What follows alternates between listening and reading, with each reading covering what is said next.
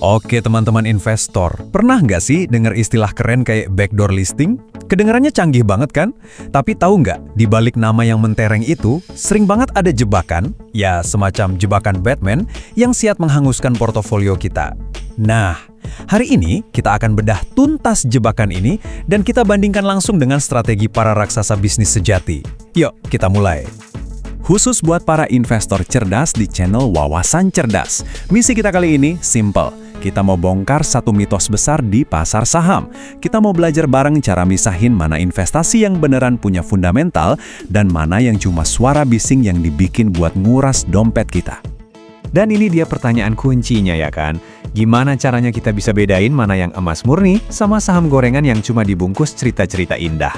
Karena di pasar, banyak banget yang kelihatannya berkilau tapi pas dibuka, isinya zonk. Oke, kita masuk ke babak pertama. Kita akan kupas tuntas gimana mitos soal backdoor listing ini seringkali dibangun di atas angin, bukan di atas pondasi bisnis yang kuat. Ini semua tentang spekulasi dan euforia sesaat. Dengerin deh istilah-istilah ini. Backdoor listing, tender offer, pivot bisnis baru, semuanya sengaja dibuat terdengar strategis dan menjanjikan kan? Nah, ini adalah bumbu-bumbu utama dalam sebuah narasi buat mancing investor retail yang pengen untung cepat. Padahal, seringkali, di baliknya itu, ya cuma cerita kosong. Nah, yang paling seru, pola jebakannya itu aja, dan gampang banget ditebak sebetulnya. Di market kita, ada skenario klasik yang diulang-ulang terus. Kita sebut aja ini jebakan Batman. Gini cara mainnya, sistematis banget. Pertama, mereka cari target. Perusahaan publik kecil yang lagi tidur, yang kinerjanya jelek. Kedua, harganya digoreng, dipompa gila-gilaan, tanpa ada alasan fundamental apapun. Ketiga, pas harga udah dipucuk, baru deh ceritanya disebar. Soal bisnis barulah, akuisisi lah. Dan langkah terakhir, yang paling penting, investor retail kayak kita kena FOMO, panik takut ketinggalan kereta. Hap, masuk perangkap. Coba perhatikan urutannya, ini kuncinya. Di skema spekulatif, harga naik duluan, baru ceritanya nyusul belakangan. Bisnisnya? Wah, itu urusan nanti, bahkan mungkin nggak akan pernah ada.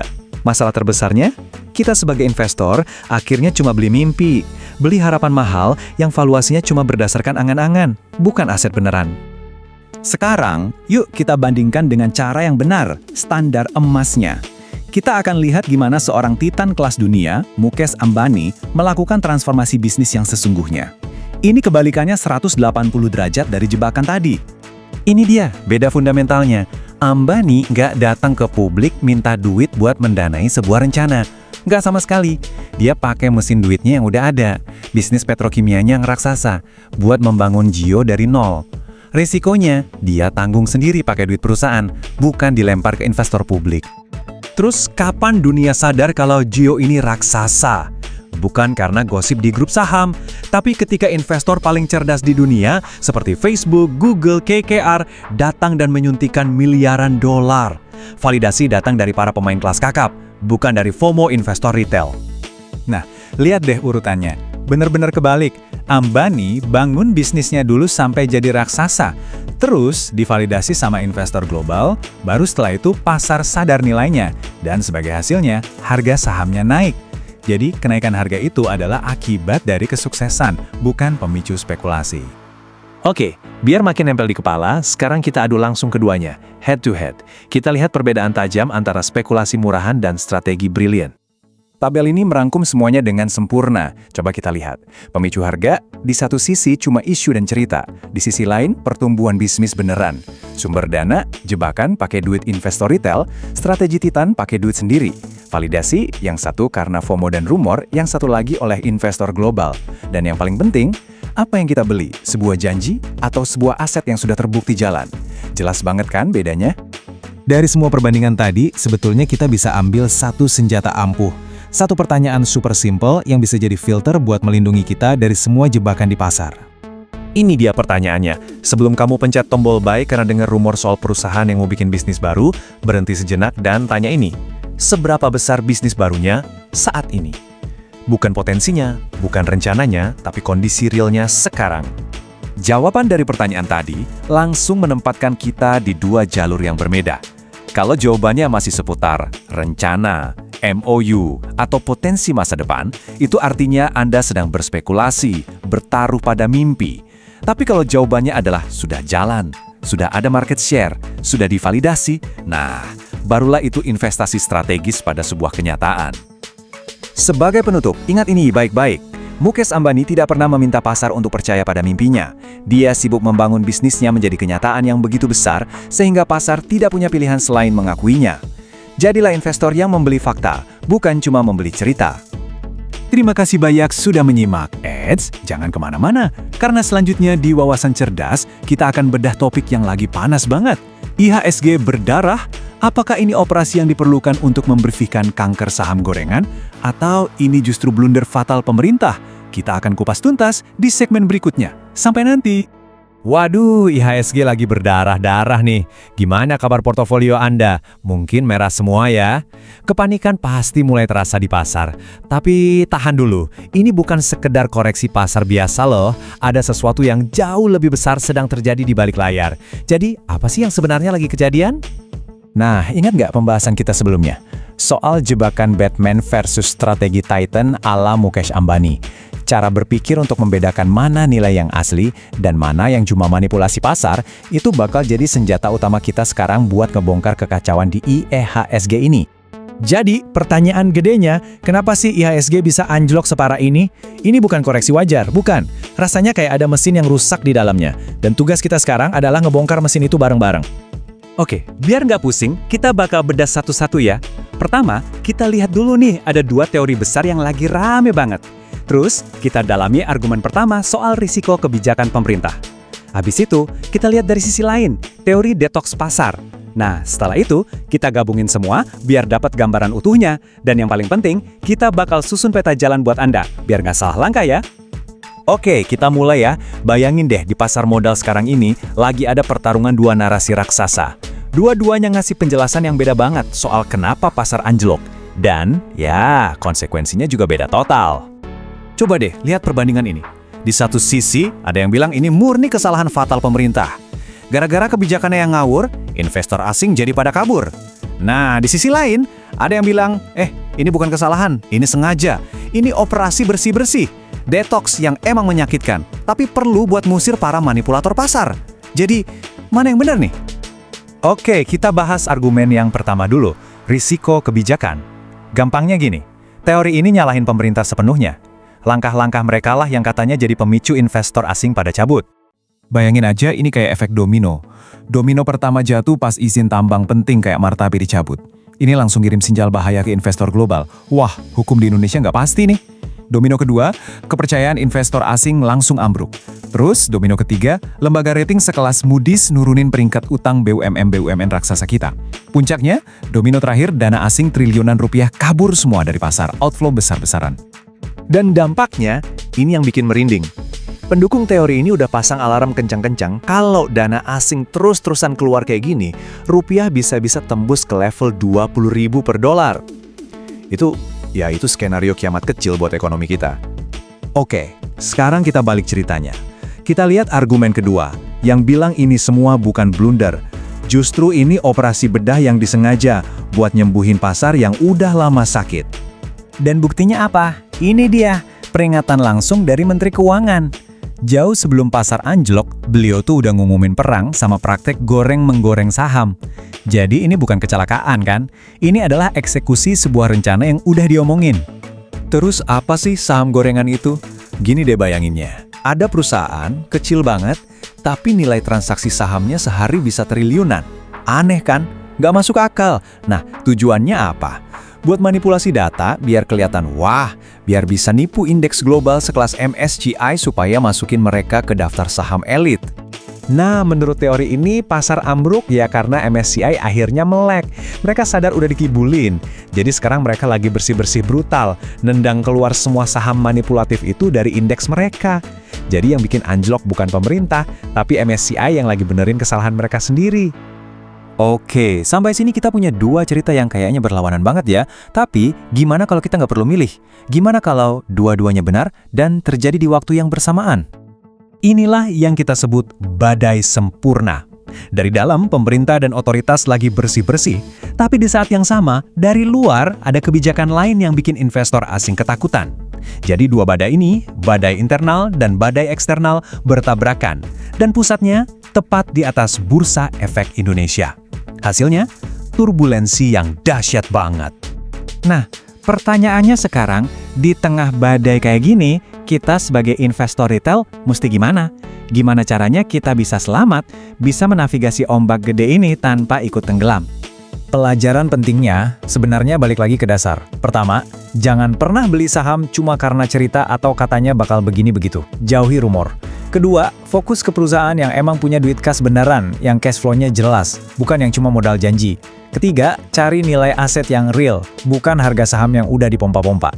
Intinya apa? Ini saatnya kita semua menerapkan strategi titennya Ambani, berburu nilai sejati di tengah kekacauan. Nah, pertanyaan pamungkasnya kan ini. Di tengah badai kayak gini, gimana caranya kita bisa bedain mana jebakan, mana harta karun? Mana saham gorengan yang harus dihindari, dan mana peluang emas kayak yang dicari Ambani? Nah, cara praktisnya, itu yang bakal kita kupas tuntas di pembahasan kita selanjutnya. Navigasi investor di tengah badai sempurna, menghindari jebakan gorengan, memilih jalan Ambani. Oke, kita langsung aja ya. Pasar modal kita sekarang ini rasanya kayak lagi dihantam badai kan? Buat banyak dari kita nih, bukan cuma soal portofolio yang merah merona, tapi juga soal kebingungan yang luar biasa. Informasinya simpang siur, dan rasanya itu susah banget buat cari pegangan yang jelas. Melihat layar porto isinya merah semua itu, aduh, sakitnya tuh di sini. Saya tahu banget rasanya. Tapi tahu nggak sih, ada musuh yang jauh lebih bahaya daripada sekedar rugi di atas kertas, yaitu kebingungan. Ya, bingung. Karena pas kita bingung, kita jadi gampang banget bikin keputusan yang salah. Entah itu panik jual, atau malah salah langkah, kejebak beli saham yang nggak jelas. Nah, melanjutkan pembahasan kita yang kemarin, pertanyaan besarnya masih sama dan jujur aja makin relevan sekarang. IHSG yang lagi berdarah-darah ini sebetulnya kenapa sih? Apa ini beneran proses operasi bedah buat ngangkat kanker saham gorengan yang emang sakit tapi perlu? Atau jangan-jangan ini semua cuma akibat blunder fatal dari kebijakan pemerintah? Buat jawab itu, kita harus paham dulu kalau sekarang ini ada dua narasi besar yang lagi perang di pasar. Dua cerita yang beda banget soal kenapa indeks kita anjloknya dalam banget. Ini krisis kepercayaan atau justru proses detoksifikasi pasar? Nah, coba lihat di layar. Di satu sisi, ada yang namanya narasi sisi gelap. Ini yang nyalahin kebijakan pemerintah yang dianggap ya kasar dan ngerusak kepastian hukum buat investor. Tapi di sisi lain, ada narasi sisi terang. Yang lihat ini tuh kayak minum obat pahit yang emang harus ditelan. Sebuah proses bersih-bersih yang dipicu sama penolakan MSCI. Nah, dua cerita inilah yang bikin investor kayak kita kejebak di tengah-tengah. Oke, kita bedah dulu ya narasi yang pertama, sisi gelap. Ceritanya tuh dimulai dari pencabutan izin tambang yang tiba-tiba. Buat investor, apalagi investor asing, ini tuh kayak lampu merah. Kenapa? Karena kepastian hukum itu segalanya. Kalau aturan main bisa berubah seenaknya, kepercayaan langsung anjlok. Akibatnya, muncul efek domino. Lembaga rating sekelas Moody's aja, kabarnya sampai nurunin peringkat obligasi BUMN kita. Ujung-ujungnya udah bisa ditebak, biaya utang negara bisa bengkak, dana asing kabur, dan rupiah makin tertekan. Sekarang kita pindah ke sisi terang. Menurut cerita yang ini, biang keroknya bukan pemerintah, tapi MSCI yang nolak beberapa saham kita.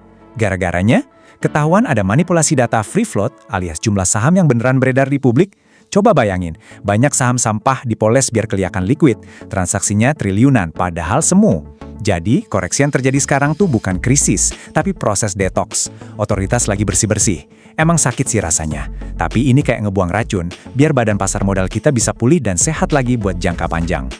Di tengah semua kekacauan ini, psikologi kita sebagai investor retail tuh jadi rapuh banget. Pengennya kan cepet-cepet balik modal ya kan? Nah, disinilah para bandar main. Mereka pakai jebakan cerita yang kedengerannya manis banget, yaitu narasi soal backdoor listing. Polanya tuh selalu sama, dan Anda bisa lihat sendiri di layar.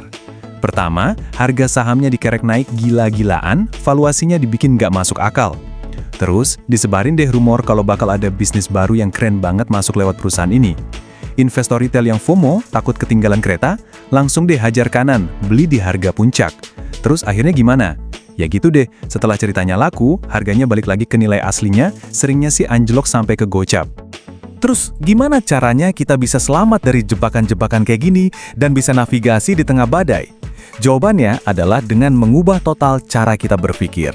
Yuk, kita belajar dari salah satu orang terkaya di dunia, Mukesh Ambani, dan 3 filter cerdas yang selalu dia pakai. Nah, ini prinsip utamanya, dan ini dalam banget maknanya. Jangan beli gambar arsitek. beli bangunan yang sudah jadi. Gampangnya gini, jangan pernah investasi cuma karena janji, wacana, atau rencana indah. Investasilah pada sesuatu yang udah nyata, udah berdiri, udah kelihatan hasilnya. Filter pertama, aset dulu, baru cerita. Kita lihat aja contoh bisnis digitalnya Jio. Ambani itu nggak jualan saham buat ngumpulin dana bangun Jio. Nggak. Dia bangun dulu infrastrukturnya pakai duit dari bisnis lamanya. Dia tanggung rugi sendirian di awal, baru setelah bisnisnya jadi, terbukti dominan, dia undang investor lain. Jadi, poin pentingnya, beli perusahaan yang aset barunya udah jalan, udah operasi, bukan yang baru sebatas rencana di atas kertas. Filter kedua, cari validasi dari para raksasa, bukan dari retail. Coba lihat, siapa yang memvalidasi nilai Jio? Bukan grup-grup saham di Telegram atau forum online, tapi raksasa dunia kayak Google, Meta, dan KKR. Mereka masuk dengan dana triliunan rupiah setelah bisnisnya terbukti jalan. Jadi carilah validasi dari institusi kredibel yang beneran udah naruh duit mereka, bukan sekedar rumor dan katanya-katanya. Dan filter yang ketiga, ini juga penting banget, valuasi itu harus berdasarkan aset nyata. Harga saham Reliance Industries naik bukan karena harapan kosong, tapi karena ada aset baru yang produktif dan menghasilkan duit, yaitu Jio. Jadi biasakan cek laporan keuangannya. Ada nggak aset baru yang masuk? Arus kasnya gimana? Jangan pernah beli saham yang naiknya cuma gara-gara isu atau gosip doang. Jadi, kesimpulannya apa? Kita harus mengubah pola pikir kita secara fundamental, biar bisa bertahan, bahkan bertumbuh, di pasar yang kayak roller coaster ini. Ini bukan lagi soal nyari jalan pintas atau cuan cepet, tapi soal ngebangun fondasi investasi yang kokoh. Slide ini ngerangkum semuanya dengan jelas banget. Kita harus berhenti berpikir kayak spekulan, yang beli mimpi dan cerita, yang ikut-ikutan rumor, dan yang nanyanya ceritanya apa. Mulai sekarang, berpikirlah kayak pemilik bisnis, beli aset dan fakta, cari validasi dari institusi besar, dan selalu tanya asetnya apa. Percaya deh, pergeseran pola pikir inilah yang bakal jadi kunci keselamatan portofolio Anda. Oke, ini rangkuman praktis yang bisa langsung Anda pakai. Pertama, cuekin aja semua bisik-bisik soal bisnis yang wujudnya belum jelas. Kedua, cari saham yang emang dikoleksi sama institusi besar dan terpercaya. Ketiga, selalu tanyakan ke diri sendiri, bisnis barunya ini udah ada hasilnya belum sekarang? Dan yang paling penting, ingat terus prinsipnya Ambani, beli bangunan yang sudah jadi, bukan cuma gambar arsiteknya. Kita udah bahas gimana cara kita sebagai investor bisa selamat dari badai ini. Tapi ini semua malah memunculkan pertanyaan yang lebih dalam lagi. Sebenarnya, separah apa sih skandal manipulasi free float yang sampai bikin MSCI nolak saham-saham kita dan mengguncang pasar? Terus, apa dampaknya buat kepercayaan investor asing ke depan? Nah, itu yang akan kita bedah habis-habisan di pembahasan kita selanjutnya. Oke, kita ketemu lagi. Nah, kalau Anda ingat, di pembahasan sebelumnya kita udah sempat singgung soal badai sempurna yang lagi menghantam bursa kita. Hari ini kita bakal bedah tuntas. Sebenarnya, apa sih yang terjadi di balik layar sampai pasar jadi begini? Saya ngerti banget deh. Beberapa minggu ini rasanya berat ya. Tiap buka aplikasi sekuritas yang kelihatan cuma warna merah menyala. Wajar kalau cemas, tapi Anda nggak sendirian kok. Hampir semua investor merasakan hal yang sama. Tapi, yang perlu kita pahami, ini bukan koreksi biasa. Ini bukan cuma karena investor retail panik. Oh bukan, yang terjadi di belakang panggung itu jauh lebih besar. Coba bayangkan, ini tuh kayak ada dua lempeng tektonik raksasa yang bertabrakan dan getarannya ya terasa langsung di portofolio kita semua. Oke, jadi gimana cara kita memahaminya? Biar gampang, kita akan urai satu persatu. Pertama, kita lihat akar masalah dari dalam negeri. Lalu, kita cek tekanan dari luar. Nah, setelah itu, kita lihat gimana ceritanya dua masalah ini bisa bertabrakan. Dan yang paling penting, gimana strategi kita untuk bertahan. Yuk, kita mulai. Oke, kita masuk ke bagian pertama. Akar masalah internal yang mengguncang pasar kita sampai ke dasarnya.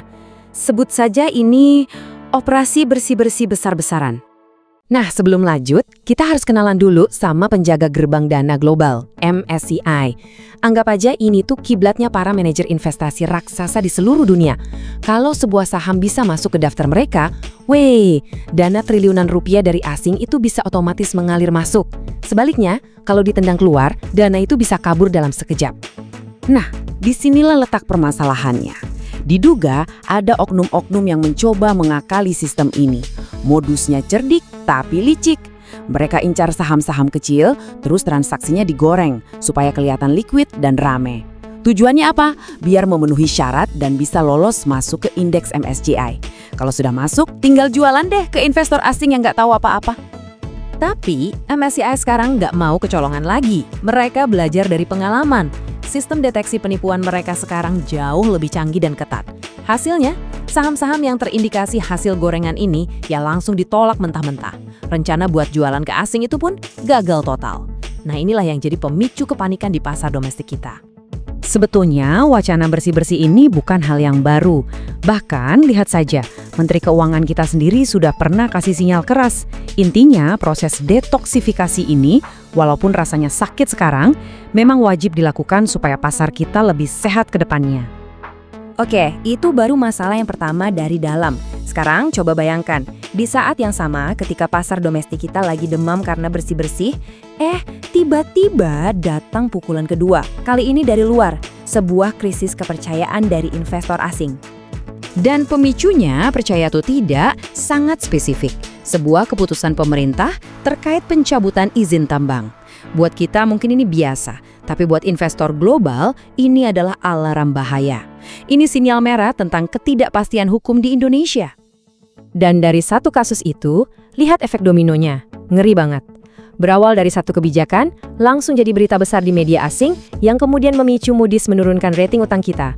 Puncaknya, arus keluar dolar yang masif yang jadi ancaman serius buat nilai tukar rupiah kita. Dampaknya ini bukan cuma cerita loh, ini nyata dan meluas. Lihat saja daftar perusahaan yang kena imbasnya. Ini nama-nama yang kita semua kenal kan? Rating obligasi mereka ikut terseret turun. Ini sinyal siaga 1 yang artinya biaya mereka untuk mencari utang baru bisa jadi jauh lebih mahal. Jadi, disinilah poin krusialnya. Kita punya dua masalah besar yang kelihatan terpisah. Satu masalah bersih-bersih di dalam negeri, dan satu lagi krisis kepercayaan dari luar.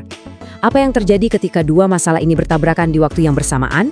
Nah, itulah yang menciptakan badai sempurna. Jadi, resep badai sempurna itu begini.